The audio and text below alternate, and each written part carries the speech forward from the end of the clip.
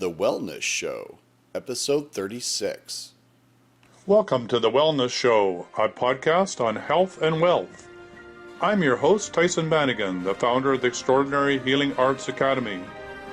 Join me as we get the latest insight, tips, and strategies from wellness providers, coaches, and successful, heart-centered entrepreneurs, and much, much more.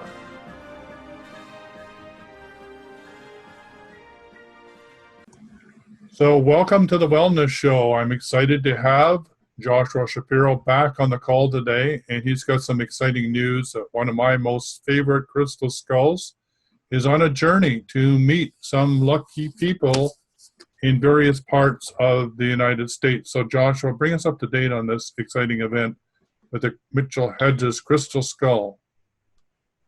Well, first of all, Tyson, I want to thank you for bringing me back on the show. It's always a pleasure to be here and a joy to talk about crystal skulls. So yes, we are very excited. In April last month, we were speaking with Bill Homann, who's the guardian of the Mitchell-Hedges Crystal Skull, which of course is the most well-known crystal skull there is.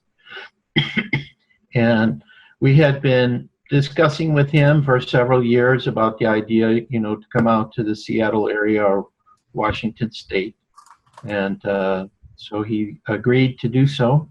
And we have set up dates of a 10-day tour from June 24th through July 3rd. And what we've done is we've set up a number of different locations where he'll basically be giving two different types of events. One, of course, is private sessions with the crystal skull, which for the most part, those sessions already have been booked. And it was pretty amazing. Within 3 days, two of the cities that we set up, the sessions had already been booked out. And we only have a few left as of this date. The recording's being made on May 6th. But we have plenty of spaces for the public presentations. He's going to be doing 9 of those. I'll be assisting with him on that. And basically the presentation will not only be an opportunity for people to meet this crystal skull in person, but they'll also be able to bring some of their private crystals. He said smaller crystals to put on a table with the Mitchell-Hedges skull. And also we'll be doing a meditation, and they'll have a chance in order to be in the presence of it as well. But the idea of bringing your personal crystals gives you the opportunity to receive the frequencies of energy which the skull manifests. Now, for those listeners, maybe we should do this who maybe have never heard of the Mitchell-Hedges Crystal Skull. Maybe I should talk a little bit about what it is, where it came from in its history, and why people consider it to be such a special crystal skull. The Mitchell-Hedges skull was discovered in British Honduras in 1924. It's now known as Belize, but it used to be a colony of England. There was an expedition set up by F.A. Mitchel-Hedges, who was a well-known explorer, and he wrote books about his travels and his journeys, and he was very well known in the 1920s and 30s for sure. And my understanding is that he had traveled, wanted to travel to Central America because he believed there was evidence of lost Atlantis in these parts. Now what your viewers, listeners need to understand related to this crystal skull is that at this time in the 1920s, the Mayans and their culture and all their artifacts, it wasn't as well known as it is today. People didn't really understand who this civilization was. They were just beginning to start to do exploration into like Mexico and Central America. But the understanding that we have today about who the Mayans are and their calendar and their number system, at this point in time, it didn't really exist. So Mitchell-Hedges took this expedition, and what happened is they discovered a city that was totally covered by vegetation, which they had to burn off. And the name of the city in Mayan is called Lubantum, which means City of Fallen Stones, because it looked like there was an earthquake that had hit the city. There was a lot of damage to the stone structures. So anyway, his adopted daughter, Anna Mitchell-Hedges, joins this expedition at the later part of 1923. And so the story goes on her 17th birthday, January 1st, 1924. She decides to climb one of the tallest pyramid structures in this Mayan city. She wants to see the vista of the whole city from the top of the pyramid. And then as she's coming down, she notices through a crack in the pyramid that something is reflecting the sunlight. So she talks to her father and says, "Father, you know, there's something magical there." And he says, "Nah, it's a piece of glass, it's nothing." But she has this intuitive feeling that it's important. So her father gets the local Mayan natives together, they start lifting the heavy stone, and they create an opening into the pyramid that's big enough for her to go in. At 17, she's quite skinny. And so she goes to where she's seeing this reflection, and she grabs this object, puts it in her sweater, and they take her out of the hole. And there's the top part of this beautiful crystal skull, totally clear quartz, but it's missing the lower jaw. And the story continues. About 6 weeks later, in a temple area close by, they find the lower jaw. Now, to the Mayan people, when this skull comes out, they are extremely ecstatic and happy because they've had legends of it. It's a sacred tool for them. And so, you know, they start dancing, kissing the ground, crying, and celebrating. Now, there's a book that I've written called Mystery of the Crystal Skulls Revealed that I did with two other co-authors, Sandra Bone, F.R. Nick Nasarino. Mr. Nasarino has passed away. But I remember him telling me when we were working together that a very remarkable thing that happened around the discovery of this crystal skull is that Mayan natives from all over the area started to show up in a matter of days. And he said that what's remarkable is in 1920s, this area had no modern electricity or devices for a message to go out to all these people all over that region. The crystal skull had been found. And so he was saying either there are two possibilities, that the shamans telepathically were talking to each other, and the shamans in Lubatun gave messages to the shamans in the other cities, or there was an underground tunnel system, which I believe also, because I've heard about this when I've been to Peru too. I talk about that, you know, when the Spanish came, the Inca population was several million, and it seemed like people just disappeared. There's no way this small group of Spanish conquistadors, you know, could have killed all the people that were missing. So they speculated that there may have been an underground tunnel system. So I think these tunnel systems may be known, you know, to these indigenous people, and I think this is a possibility. Well, anyway, all these people showed up. Mitchel Hedges did not have the heart to take the sacred artifact from the Mayans, so he gave it back to them, and they had a fire around it, and they put it in a special place. But after the expedition ends, now of course this is the story that Anna Mitchell-Hedges told when she was alive, and I repeat her story because, you know, she was there, she saw everything that happened, and although the story sometimes is challenged, you know, I met Anna Mitchell-Hedges before she passed away, and she was very dedicated to, you know, the crystal skull and to share the skull with people. And so in a way, I want to, I don't know what's the word, I want to remember her and let people know, you know, that if it wasn't for her, you and I, Tyson, as Crystal Skull Guardians, we wouldn't have the opportunities that we have today, because she took it upon herself, feeling the special energies, just like the Mayan people knew when the skull came out, that are connected with this crystal skull. She felt the healing energy, the loving energy that was around it. that after her father passed away, I think starting in the 1960s and certainly in the 1970s and 80s, she felt that she needed to share that crystal skull with other people. So people were able to come to her house. I think in the 60s and 70s, she was living in Canada, in Kitchener, Ontario, Canada, which is by Toronto. And I remember too, I think in the 1990s, I had to go up to Toronto for a computer company I was working for. I had to take a class, and I had some friends up there, and I was able to visit her when she was living in Kitchener. And I remember we went to her house for a little while, and she was very polite. So she was a fantastic individual to dedicate her life, to taking care of this crystal skull and sharing this crystal skull. So I want to honor her. She is the one who brought it out, and she's the one who really shared it with the world. Although there were some stories I heard, when they had the crystal skull, there were some people, like I heard Arthur Conan Doyle, the one who wrote Sherlock Holmes. He was very much into the paranormal, that he had an opportunity, I guess, before he passed away in 1930, to see the crystal skull. And there are stories when F.A. Mitchel-Hedges bought Farleigh Castle, which is, one of these old castles in England. They had the crystal skull there, and there were well-known people that were coming to see it.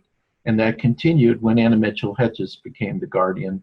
Many well-known people would go to Kitchener, or they would go to the public events that she would be willing to do. Like I know in Canada, she shared the skull with children, like at schools and in libraries. And I know later on, as the skull became popular, she was invited to different cities where they would do events, just like what's happening with the different crystal skulls and what we're going to be doing in Washington around the Mitchell-Hedges skull, doing public events so that people have this opportunity to meet it. So that now I'm going to share a picture, hopefully this will come out okay, of what the crystal skull looks like that I have. And as the viewers can see, this is almost an exact duplicate of a human bone skull that's made out of quartz crystal. And it's a very beautiful crystal skull. Crystal clear, right? It's like liquid light. It's amazingly clear. Yes, exactly. I've seen the crystal skull a couple of times, and there are some kind of suture lines or maybe some material that might be embedded within it, or it's patterns that appear. But basically, the quartz crystal is absolutely clear. Of course, when the crystal skull becomes activated, it does change internally. It'll cloud up, and like, for example, in the first book that I wrote with Nasserino and Bowen, they were able to go to Kitchener, Ontario, Canada for about 2 or 3 weeks to do research on the skull, and they were using all different colored lights and sound, and this was changing internally what was inside of the skull, and there were like pictures and images forming, like extraterrestrial beings, Bigfoot, scenes from the past, UFOs, all kinds of amazing images came out. So their belief was that the Mitchell-Hedges skull could have worked like a video camera that was recording all the activities that was going on, and by activating it with color, light, and sound, then these pictures and images started to come out.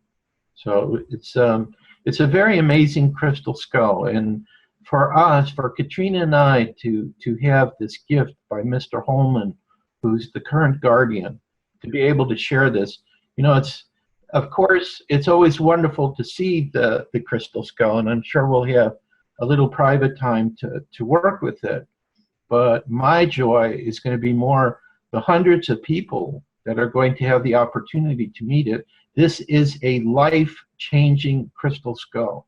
Now, I don't, for myself, I honor all the crystal skulls. I don't say one is more powerful or better than another, which we talked about before.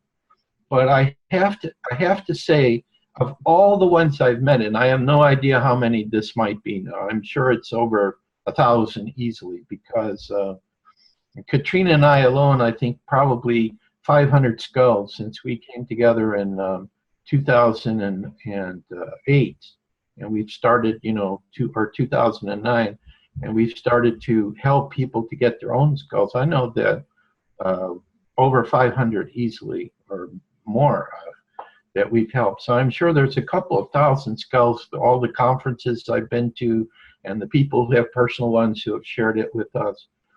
But there's something for me, and I'm not trying to be biased and to judge the others, but for me, now it could be because I have soul connection with this crystal skull, but there's something, some energy, some essence of it that I have not felt in any other crystal skull, any of the other ancient skulls that I've met. There's something within it that I think, I don't know if it comes from whoever created it, like I believe, because I have a memory, I have a soul memory of being in the temples in Atlantis and seeing the crystal skull there. And I think the proof of this is that when I saw the Mitchell-Hedges skull the very first time, it was in Dallas, Texas, 1986. There was a special conference where Anna Mitchell-Hedges was at. And so I had a chance to be around the crystal skull. She had like a little table she was sitting. But one time while I was looking at the skull and I was there, she said to me, can you help me out, please? I have to go to my hotel room. Would you sit behind here and watch the skull for me? And I felt, and as I think back to that, and maybe I'm misinterpreting it, but I think it was the skull working through her saying, I know Joshua very well. He was a former guardian. And it was like the skull was working through her. So that's a very special memory, that I have with this crystal skull. So we're very ecstatic and delighted to be able to help. Now, of course, the organization of this, that's not an easy task at all. We've set up 9 days, seven different locations to host this. And, people are contacting us and making reservations, and we're behind sending them a receipt that they can show us when they come, because we've already had so many people that have signed up, which I kind of knew this was going to happen because Mr. Homann told me that he did one event. I think I heard it was in Cincinnati, but I'm not sure, somewhere in the Midwest, where they only had 2 days notice and 300 people showed up. And they had to turn some people away because they didn't have space for more people. So he said, don't worry, if you don't fill everything up right now, a couple of weeks before, all of a sudden, the crystal skull will start sending out, the energy that she's coming, and a lot of people will show up. But for me, that's what I'm excited about more, is how the people who will be coming, having the chance to meet this crystal skull, which I've met a couple of times, and how it changed my life, how it's going to change their life. And, really, it's the first one that got public attention. Well, if you think about it, I mean, Joshua, I know that you're on a roll, okay, and that you're very excited about this, but I got to get my 2 bits in here too, because all I right, want people to know that this is a very special crystal skull. And everything that you said, I just want to underline and say my experience with this skull was profound, nothing short of profound. And I too have had many, many crystal skull experiences with some of the most famous ones on the planet. Not as much as you, but I have to say there is something incredibly powerful to be in the aura of that crystal skull. It's unbelievable. My opportunity to meet it was in Sedona, and part of that was an opportunity to sit privately with the skull. It was on a dais that was rotated, and we each got to sit as one of the 12 skulls and actually sit with the skull looking at it. The energy that was generated in that tent, this is a huge circus-like tent, was so strong. The wind came up. It felt like the anchors, which were about this big, were going to be pulled right out of the ground. The force that comes from being with that skull and doing work with it is unbelievable. So I really encourage people, if you feel drawn to this skull, to this experience, please, please take the opportunity to show up and have that experience. Take the time to book the time with the skull. It is life altering. It is life changing. So that's my 2 bits from my own experience. It's an incredible, incredible. I've had 2 times to be with it, and every moment was absolutely worth every second. And I would travel halfway around the world to spend time with that skull. Absolutely. So I love your passion around this. It truly is a gift to this planet. It really does connect us to our ancestors, to the Mayans, who really did have full body enlightenment, who have actually accomplished this on the planet, who are the forerunners of what we're learning how to do now. So I'll get off my soapbox, but I just had to put my 2 bits in here and confirm that I agree absolutely with everything you're saying. It is an experience not to be missed. So back to you. All right. Well, thank you for sharing that. Yeah, and the thing is, what I've sensed around it is it's kind of like you go into an altered dimension, if you will, a different reality. And because of that, what's probably going to be the most amazing and joyful aspect of the tour are the things we cannot predict that are going to go on around this. Like, for example, when you have a crystal skull like this, it just brings together certain groups of people who are supposed to meet each other, let's say, that might not normally meet each other, or start to talk about how to work together. And the other thing which I honor Mr. Homann is he has always supported the World Peace Meditations that we do on the 13th of every month. And he also supported Crystal Skull World Day. And, you know, all of this comes from the first message I received from any crystal skull I saw, which was this amethyst crystal skull called to me, which said, you know, to me, we, meaning all of the skulls, are coming back to humanity to help humanity to create peace. And so for me, the Mitchell-Hedges skull is, as Mr. Homann calls it, the skull of love. It's about love, it's about peace, it's about acting as a catalyst to awaken within all the people that it touches, you know, the spirit inside, our gifts that we have inside. And also, too, I believe this year, 2016, I've talked to a lot of different people, and everybody is feeling like something really special is getting ready to happen this year. I mean, related to like UFO disclosure, I mean, we got so many people talking about their experiences related to that. It's just a question of time before that's going to become a reality here.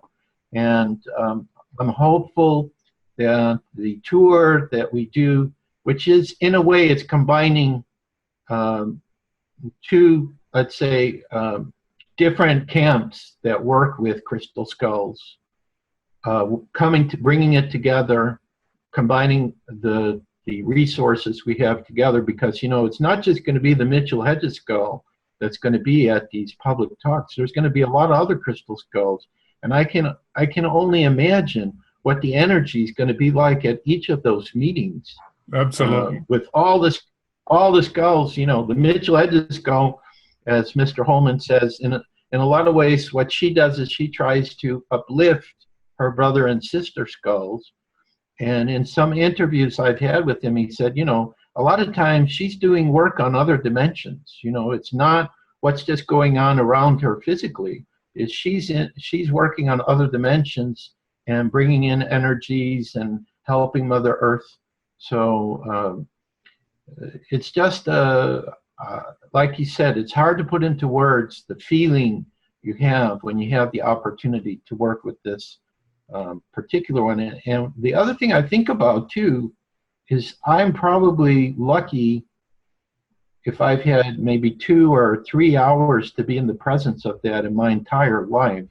I mean, probably I spent more time with it when I was in Italy in 2008. Mr. Homann and I, we went to Italy and we spoke at a conference. But it was really strange because when he took the crystal skull out to show to our sponsors, you know, the people that were helping to create the conference, I started to become ill, and I actually had a high fever. But it was a really weird experience because it was some type of I don't know, healing transformation that was going on. I had to stay in bed until 15 minutes before I was going to speak, because that's how I am. When I tell someone I'm going to do something, I don't care what condition I'm in, I will fulfill what I promise. So even though I still had fever, although I'm sure the medicines they gave me brought it down, I was able to do my 1-hour presentation at the conference. I did a slide presentation, and I was talking about many different skulls. And as soon as I finished, I remember I put my head on the table and I passed out. And they had to keep me in Italy for an extra 4 days. But then what happens is, while I'm in bed, you know, trying to recover, I woke up one morning and the whole idea for how to do the world peace meditations we're doing now came to me. So I think in a way the Mitchell-Hedges skull, as I was going through this transformation, it was also helping me to formulate how to do this world peace meditation with the skulls. So it was very, very interesting. And yeah, so yeah, there's no doubt about the power of that.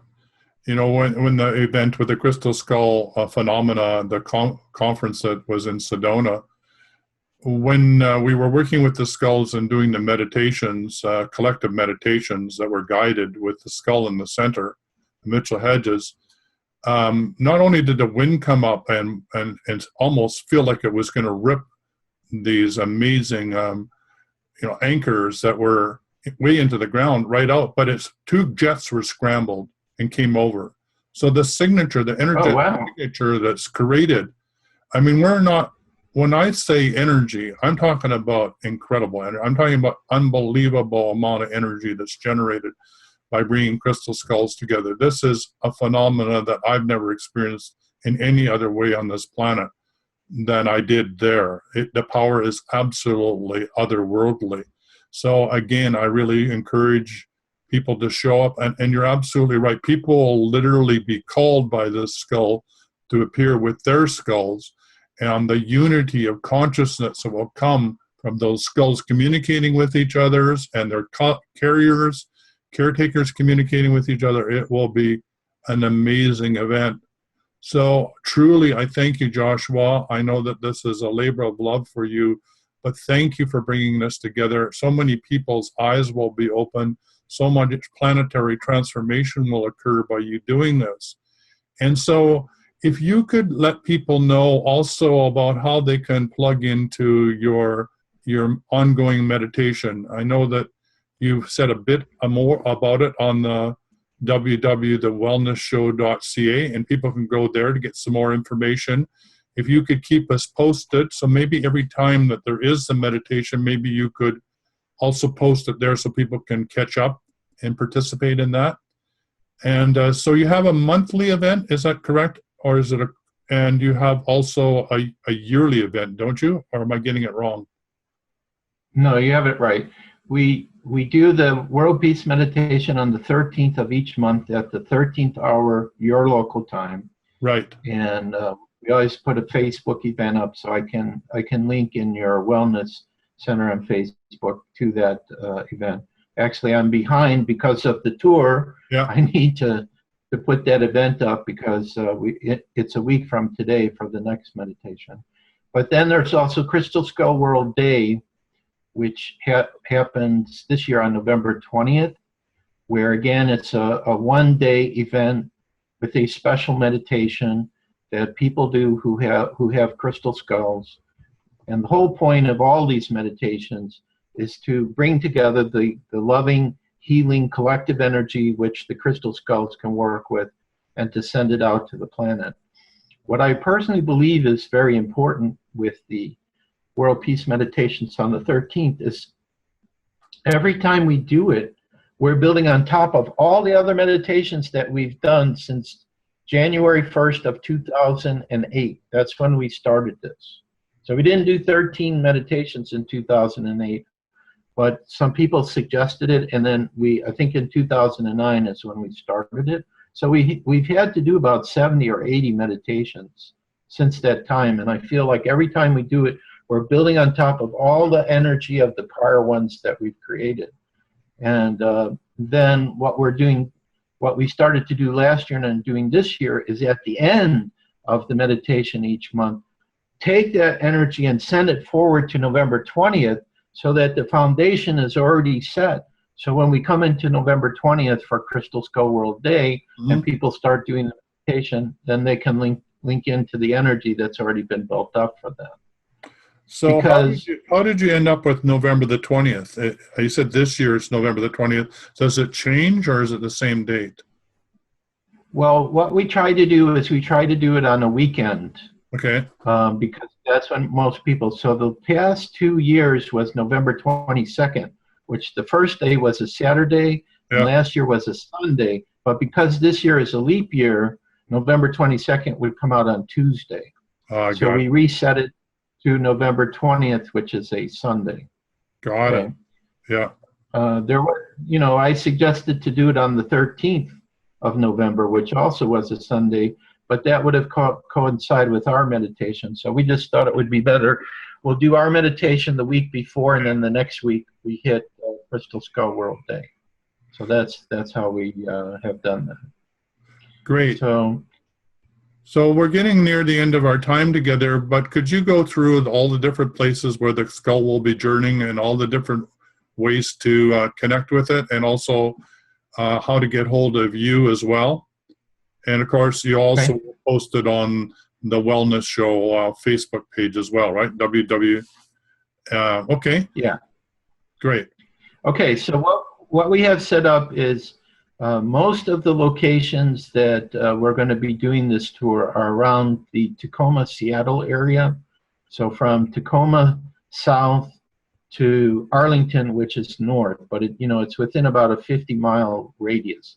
The only place that we've set up that's outside of this area is Bellingham, Washington, which I specifically did because I wanted to be as close as possible to Canada, to British Columbia. So I know we already have some people from British Columbia who are planning to come. Either they just got in time to get their sessions booked with the Mitchell-Hedges Skull, private sessions, or they have signed up for the presentation, 2-hour presentation that we'll be doing. So the whole schedule of the tour is on our website, which is at www.csc, which is Crystal Skull Explorer, .crystalskullexplorers.com. This is our new website. So again, www.csc.crystalskullexplorers.com. We have a menu now, Mitchell-Hedges Tour, so a person can just go to that menu and they can see, one page gives the full schedule and describes what's going on and talks about, the different prices. Then there's another page I put up where they can, for the presentations, they can just register online. And now what I'm working on, which hopefully should be done within another week or two, is a page about the Mitchell-Hedges Skull, the history, and about F.A. Mitchell-Hedges, Anna Mitchell-Hedges, a little bit about Bill Homann. He likes to be in the background. He feels that his job is the guardian of the skull and to take it so people can have the experience. That's what is the most important for him, is as many people who wish to have this experience have that opportunity. So he's the one that told us, these 2 events to set up for him, the private sessions and the public presentation, where everyone who comes to each public presentation will be able to stand for a brief moment with the crystal skull and to bring their personal crystals that can be charged, so people can work with the energy when they go home. And I'm not exactly sure, what he wants to talk about. I hope he'll speak about Anna Mitchell-Hedges, since he knew her, because I really believe that we need to honor her. She was just a key for all of us. So I feel fortunate that I had a chance to talk with her on a few occasions. And I feel like, she's watching over us as we do this. And so it's very good. So this is how people can get the information. Now, of course, as they come to our website, we have a lot more things there about crystal skulls. We have a free ebook. We have how to get involved with the World Peace Meditations are on there. There's a new blog story I'm doing called Disclosure Chronicles. This story I'm watching in my head. I'm writing periodically about how maybe UFO disclosure will happen. According to my story, by October of 2016, this starts. And we have, you know, articles from our old websites and all kinds of different information. Other skulls are there. So there's a lot of information on that website.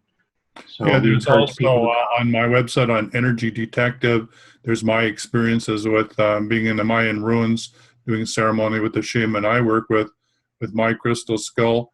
There's also the Crystal Skull Phenomena, which is a presentation I've done. It's on DVD, which you can get from theWellnessstore.ca. So yeah, crystal skulls. If you don't know about crystal skulls, then I would really welcome you to open your heart and have that experience. If you're anywhere close to the Mitchell-Hedges, put it on your list. And if nothing else, yeah, go meet a crystal skull in a rock shop or wherever you can find one. They're really, really quite amazing. So who is this one? This one is called Portal de Luz, and is one of the few crystal skulls we have who has been in the presence of the Mitchell-Hedges skull.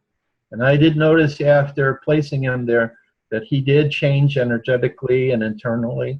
So I think, you know, this is something that people can anticipate if they participate in any of these events that we have between June 24th and July 3rd, that the same thing will also happen to their skulls as well. This is made by the Brazilian carver known as Leandro, who is very well known. He's done thousands of crystal skulls, and you know, so he shows that the modern carvers are able, with the advanced tools we have today, to make crystal skulls that are close to the human bone skull. Yes. But when the Mitchell-Hedges came out in 1924, they did not have these modern tools to make it. So this is the mystery, and that's why I personally believe that probably Mitchell-Hedges is Atlantean. And there is a book called The Skull Speaks. Hedges, which is really unique, is that there's a prison inside of it that actually, when you put a light up through the body, the light comes off the prism, and the light comes through the eyes. So the question is, how could you ever carve a crystal skull and create a prism in the middle of the skull? It's, you know, beyond any technology we have on the planet. Did they grow the crystal? Did they morph the crystal? You know, how did they do it? We don't know. But so that's part of the mystery of the crystal skull phenomena. There's many, many things that are far beyond our capabilities of even in the latest technology we have to create an artifact of the same magnitude as the Mitchell-Hedges skull, the skull of love. Well, it's great to have you on the show.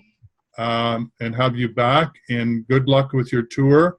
I know it's going to be a raving success. I'll be there with you in spirit, thinking about the times that I've had with that, and we'll do a little ceremony up here with our skulls to connect energetically with you on your journey. So thanks for showing up, Joshua. It's always a pleasure. And do come back and tell us more about all your journeys with crystal skulls. I know you're still on a venture. You're still looking for some of the ones that haven't found you yet. And I know they're going to show up. So I know there's more stories to tell. So thank you. It was been a pleasure yet again. Thank you, Tyson. Looking forward to it. All right. Care. Bye-bye. See you. Bye. For quality online wellness products, courses, and services, visit our sponsors, theWellnessstore.ca. and the Extraordinary Healing Arts Academy located at thewellnessacademy.ca. To stay in touch, visit us at thewellnessshow.ca. And until next time, be healthy, wealthy, and wise.